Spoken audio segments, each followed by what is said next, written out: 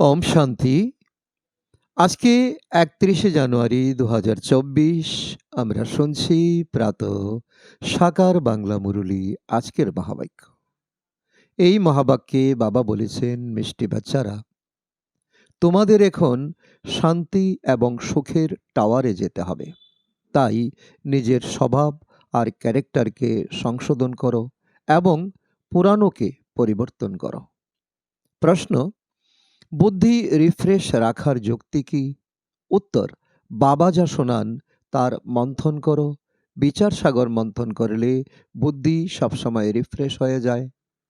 যে সর্বদা রিফ্রেশ থাকে সে অন্যেরও সেবা করতে পারে। তার ব্যাটারি সবসময় চার্জ হতে থাকে, কেননা বিচার সাগর মন্থন করলে সর্বশক্তিমান বাবার সাথে কানেকশন জুড়ে যায়। আজকের গীত: নয়নহীনকে পথ দেখাও প্রভু। ওম শান্তি। এই গানও মানুষেরই গাওয়া। মানুষ কিন্তু এর অর্থ কিছুই জানে না। তারা যেমন অন্য সব প্রার্থনা করে, তেমনি এও এক প্রার্থনা মনে করে। পরমাত্মাকে তারা জানে না। পরমাত্মাকে যদি তারা জানতে পারে তাহলে সব কিছুই জেনে যায়। তারা কেবল পরমাত্মা বলে দেয়, কিন্তু তার জীবনের কিছুই জানে না, পরমাত্মার কর্তব্য কিছুই জানে না। তাহলে তো নেত্রহীনই হলো, তাই না? তোমরা এখন জ্ঞানের তৃতীয় নয়ন পেয়েছ, তাই তোমাদের ত্রিনেত্রী বলা হয়। দুনিয়ার মানুষ যদিও ত্রিনেত্রী, ত্রিকালদর্শী, ত্রিমূর্তি এসব শব্দ বলে থাকে, কিন্তু তারা অর্থ কিছুই জানে না। তারা যেমন বলে সায়েন্স আর সাইলেন্সের নিজেদের মধ্যে সম্বন্ধ আছে। কি সম্বন্ধ আছে? তারা প্রশ্ন জিজ্ঞাসা করে, কিন্তু উত্তর নিজেরাই জানে না। তারা বলে ওয়ার্ল্ড পিস হোক, কিন্তু তা কবে হয়েছিল, কে স্থাপন করেছিলেন, কিছুই তারা জানে না। তারা কেবলই জিজ্ঞাসা করে, তাহলে সব জানে এমন কেউ তো চাই, যিনি জানাবেন। বাচ্চারা, তোমাদের বাবা বুঝিয়েছেন যে এইসব খেলা বানানো আছে, এটা ড্রামাতে নির্ধারিত আছে। টাওয়ার অফ পিস, সুখের টাওয়ার, সবেরই টাওয়ার হয়। শান্তির টাওয়ার হলো মূল বতন, যেখানে আমরা আত্মারা থাকি, তাকে বলা হয় টাওয়ার অফ সাইলেন্স। এরপর শতযুগে থাকবে টাওয়ার অফ সুখ, টাওয়ার অফ পিস, প্রসপারিটি। মুখে এমন কেউই বলবে না যে আমরা আত্মাদের ঘর, মুক্তিধাম। এইসব কথা বাবাই বুঝিয়ে বলেন। টিচার হলে এমনই হওয়া উচিত। তিনি হলেন টাওয়ার অফ নলেজ। তিনি তোমাদেরও শান্তি আর সুখের টাওয়ারে নিয়ে যান। এ হলো টাওয়ার অফ সুখদাম। বর্তমানে আমরা আছি টাওয়ার অফ দুঃখদামে। সময়, সমস্ত বিষয়ই এখন মানুষ দেউলিয়া। পবিত্রতা, সুখ, শান্তির অবিনাশী উত্তরাধিকার তোমরা এই সময়ে পাও। বারে এই সঙ্গম যুগ, একে কল্যাণকারী যুগ বলা হয়। কলিযুগের পরে আবার সত্যযুগ আসে। এ হলো সুখের টাওয়ার, আর পরমধাম হলো শান্তির টাওয়ার। এ হলো দুঃখের টাওয়ার। এখন কলিযুগ, এখানে অথই দুঃখ, সমস্ত দুঃখ এসে এখানে একত্রিত হয়েছে। মানুষ বলে না যে দুঃখের পাহাড় ভেঙে পড়ল। যখন ভূমিকম্প ইত্যাদি হয়, তখন মানুষ কত ত্রাহি ত্রাহি করতে থাকে। বাবা বুঝিয়েছেন যে এখন অল্প সময় বাকি আছে। স্মরণের যাত্রাতে বাচ্চাদের সময় লাগে। অনেকেই আছে যারা সম্পূর্ণ বুঝে না। বিন্দু বোঝালে কি বুঝে? আরে, আত্মা যেমন পরমাত্মা ঠিক তেমনই। আত্মাকে তো তোমরা জানো, আত্মা হলো লাকি নক্ষত্র। আত্মা সম্পূর্ণ সূক্ষ্ম। আত্মা এই চোখ দিয়ে দেখা যায় না। এসব কথা বাবা বুঝিয়ে বলেন। এইসব কথায় বিচার সাগর মন্থন করলেও বুদ্ধি রিফ্রেশ হয়ে যায়। যেখানে যাও মনে করবে টাওয়ার অফ শান্তি, টাওয়ার অফ সুখ, টাওয়ার অফ পবিত্রতা আছেই। নিউ ওয়ার্ল্ডে তোমাদের পুরানো স্বভাব, ক্যারেক্টার পরিবর্তন করে বাবা তোমাদের নতুন দুনিয়ার মালিক করেন। মানুষ যদিও গুণগান করে, বেদ শাস্ত্র ইত্যাদি পড়ে, তবুও কিছুই বুঝতে পারে না। সিঁড়িতে তো নিচে নেমেই এসেছে। যদিও নিজেকে শাস্ত্রের অথরিটি মনে করে, তবুও তাদের নামতেই হবে। সকলেই সকলের আত্মাই প্রথমে শতপ্রধান থাকে, তারপর ধীরে ধীরে ব্যাটারি শেষ হয়ে যায়। এই সময় সকলের ব্যাটারি শেষ। এখন আবার ব্যাটারি চার্জ করতে হবে। বাবা বলেন, মন মানা ভব, নিজেকে আত্মা মনে করো। বাবা হলেন সর্বশক্তিমান, তাকে স্মরণ করলে তোমাদের পাপ কেটে যাবে, আর ব্যাটারিও পূর্ণ হয়ে যাবে, ফুল চার্জ হয়ে যাবে। তোমরা এখন অনুভব করছো না যে আমাদের ব্যাটারি পূরণ হচ্ছে? কারুর কারুর এই পূরণও হয় না, শুধরানোর পরিবর্তে আরো খারাপ হয়ে যায়। বাবার কাছে প্রতিজ্ঞাও করে যে, বাবা, আমরা কখনো বিকারে যাব না। আপনার থেকে ২১ জন্মের অবিনাশী উত্তরাধিকার অবশ্যই নেব। তবু তারা নেমে যায়। এটাই ড্রামাতে লিপিবদ্ধ। বাবা বলেন যে, কাম বিকার জয় করলে তোমরা জগজ্জিত হয়ে যাবে। তবু যদি বিকারে যাও, তাহলে সমস্ত জ্ঞানই নষ্ট হয়ে যাবে। এই কাম হলো মহাশত্রু। একজন অন্যজনকে দেখলে কামের আগুন জ্বলে ওঠে। বাবা বলেন, তোমরা কাম চিতায় বসে কালো হয়ে গেছো। এখন তোমাদের সুন্দর হতে হবে। বাচ্চারা, এই বাবাই তোমাদের বুঝিয়ে বলেন। এই পড়াতেই তোমাদের বুদ্ধির বিকাশ হয়। বাবা সৃষ্টিরূপী কল্পবৃক্ষেরও বর্ণনা করেন। এ হলো কল্পবৃক্ষ, মনুষ্য সৃষ্টির নানা গাছ। একে উল্টা বৃক্ষ বলা হয়। কত বিভিন্ন ধরনের ধর্ম, এত কোটি আত্মা এই অবিনাশী পাঠ পেয়েছে। এক একজনের এক একজনের অপরজনের মতো পাঠ হয় না, একজনের পাঠ মেলে না অন্যজনের সাথে। এখন তোমরা জ্ঞানের তৃতীয় নয়ন পেয়েছ। তোমরা বিচার করো যে এখানে কত আত্মা। একটা মাছের খেলনা আছে না, তারের উপর থেকে নিচে নামতে থাকে, এও তেমনই। আমরাও এই নাটকের সূত্রে বাঁধা। এমনই নামতে নামতে এই কল্পে এসে সম্পূর্ণ হয়েছে। এরপর আবার ওপরে যাবে। এই জ্ঞানও বাচ্চারা এখনই পায়। ওপর থেকে আত্মারা আসে, তারপর নম্বর অনুসারে যুক্ত হয়ে যায়। এই খেলায় তোমরা হলে পার্টধারী। মুখ্যত ক্রিয়েটার, ডাইরেক্টর এবং অ্যাক্টর। মুখ্যত হলেন শিব বাবা। এরপর কোন অ্যাক্টর? ব্রহ্মা, বিষ্ণু, শঙ্কর। ভক্তিমার্গের মানুষ অনেক চিত্র বানিয়েছে, কিন্তু অর্থ কিছুই জানে না। তারা লাখ বছর বলে দেয়। বাবা এখন এসে সম্পূর্ণ জ্ঞান প্রদান করেন। এখন তোমরা বুঝতে পারো যে সত্যযুগে এই জ্ঞান আমাদের থাকবে না। এখানে যেমন কারোবার চলে, ওখানে তেমনি পবিত্রতা, সুখ শান্তির রাজধানী চলবে। বাবাও কত আশ্চর্য! এত ছোট বিন্দু তোমাদের আত্মার মতো, ওনার ব্রহ্মা বাবার আত্মারও বাবার থেকে সম্পূর্ণ জ্ঞান নিচ্ছে। বাবা কখনোই বড় হবে না, তিনিও বিন্দু। তোমাদের আত্মা যা বিন্দু, তাতে এখন সম্পূর্ণ জ্ঞান ধারণ হচ্ছে। এই জ্ঞান আবার পরের কল্পে বাবা দেবেন। রেকর্ড যেমন ভরা থাকে না, তা আবার রিপিট হয়, তেমনি আত্মার মধ্যেও সম্পূর্ণ পার্ট ভরা আছে। অত্যন্ত ওয়ান্ডারফুল। কোনো ঘটনা ঘটলে তাকে নেচার বলা হয়। এই অনাদি ড্রামার পার্ট থেকে কেউই মুক্ত হতে পারে না। সকলকেই এই পার্ট প্লে করতে হবে।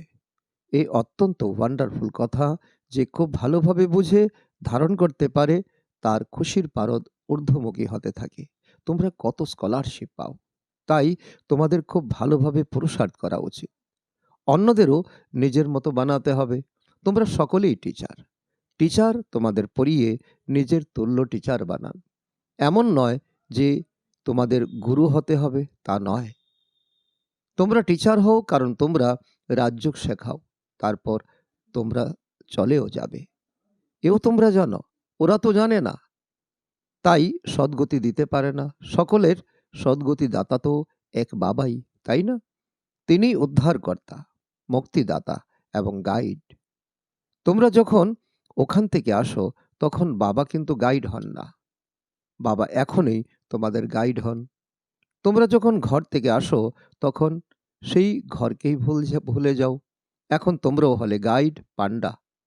তোমরা সকলেই সকলকেই পথ বলে দাও। অশরীরী ভব। তোমাদের নামও হলো পাণ্ডব সেনা। তোমরা তো শরীরধারী, তাই না? যখন একা থাকবে, তখন সেনা বলবে না। শরীরের সঙ্গে সঙ্গে তোমরা যখন মায়ার উপর জয়লাভ করো, তখন তোমাদের সেনা বলা হয়। ওরা লড়াইয়ের কথা লিখে দিয়েছে, এ হলো অসীমের কথা। ওরা সম্মেলন ইত্যাদি করে, সংস্কৃত ইত্যাদির কলেজ খোলে, কত খরচ করে, খরচ করতে করতে যেন খালি হয়ে গেছে। সোনা, রূপা, হিরে সব শেষ হয়ে গেছে। তোমাদের জন্য আবার সব নতুন করে হবে। তাই বাচ্চারা, চলতে ফিরতে তোমাদের খুব খুশিতে থাকার প্রয়োজন। কারণ খুশির মতো আর খোরাক নেই। বাবাকে আর তার অবিনাশী উত্তরাধিকারীকে স্মরণ করতে হবে। মনমনা ভব, মদ্দাজি ভব। তোমাদের পার্টও চলতে থাকবে, কখনোই বন্ধ হবে না। বাবা বোঝান যে তোমরা নিজের জন্মকে জানো না। 84 জন্মের হিসেবও বাবা তাদেরই বলেন যারা প্রথমের দিকে আসে। বাচ্চারা, তোমাদের অগাধ তোমরা অগাধ সুখ পাও, টাওয়ার অফ হেলথ, ওয়েলথ এবং হ্যাপিনেস। তাই কত নেশা থাকা উচিত, তাই না? বাবা আমাদের ব্যাহদের অবিনাশী উত্তরাধিকার দেন। যত তোমরা কাছে আসতে থাকবে ততই সমস্যা আসবে। সৃষ্টিরূপী বৃক্ষ তো বৃদ্ধি হতেই থাকবে। গাছ যদি দুর্বল হয় তাহলে ঝড় এলেই সহজেই পড়ে যায়। এ তো হতেই হবে। তোমাদের এইম অবজেক্টের চিত্র সামনে রয়েছে। তোমরা আর কোনো চিত্র রাখতে পারো না। ভক্তিমার্গে মানুষ অনেক চিত্র রাখে, জ্ঞান মার্গে হলো একজন। সেই জ্ঞানও তোমাদের বুদ্ধিতেই আছে। বাকি বিন্দুর চিত্র কি বের করা হবে? আত্মা তো হলো তারা, তাই না? এও বোঝার মতো কথা। আত্মাকে এই দু চোখে দেখতে পাবে না। অনেকেই বলে যে বাবা, আমার যেন সাক্ষাৎকার হয়, বৈকুণ্ঠ যেন দেখতে পাই। কিন্তু এই দেখলেই মালিক হওয়া কখনো সম্ভব হয় না। মানুষ বলে থাকে অমুকে স্বর্গে গেছেন, কিন্তু স্বর্গ কোথায় তাও কেউ জানে না। যে আত্মারা স্বর্গে গেছে তারাই বলতে পারবে। আত্মার তো সব স্মরণে থাকে, তাই না? এখন তোমাদের উঁচুর থেকে উঁচু বাবা পড়াচ্ছেন, যাতে তোমরা উঁচুর থেকে উঁচু পদ পাচ্ছ। পুরুষার্থের নম্বর অনুসারে তোমরা অবশ্যই নর থেকে নারায়ণ হবে। যারা শান্তি চাইছে, তোমাদের কাজ হলো তাদের বোঝানো। কেউ কেউ আবার বোঝেও যে এরা ঠিক বলছে। সেই সময়ও একদিন আসবে। যেমন লেখা ছিল, কুমারীরা ভীষ্ম পিতামহকে জ্ঞানের বাণ মেরেছিল। বাকি এমন নয় যে অর্জুন বাণ মেরে গঙ্গা বের করেছিলেন। মানুষ এমন এমন গল্প শুনে বলে দেয় যে এখান থেকে গঙ্গা নির্গত হয়েছিল। তারা গোমুখেও বানিয়েছিল। বাচ্চারা, এখন তোমরা দেখতে পাচ্ছ যে তোমাদের স্মরণ রয়েছে। সে হলো জ্বর দিলবারা মন্দির, তোমাদের স্মরণ চিহ্ন। আর এ হলো চৈতন্য।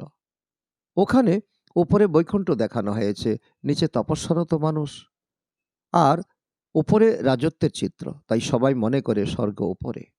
যারা বম্বস বানিয়েছে তারাও মনে করে যে এই আমাদের বিনাশের জন্যই নির্মাণ করা হয়েছে।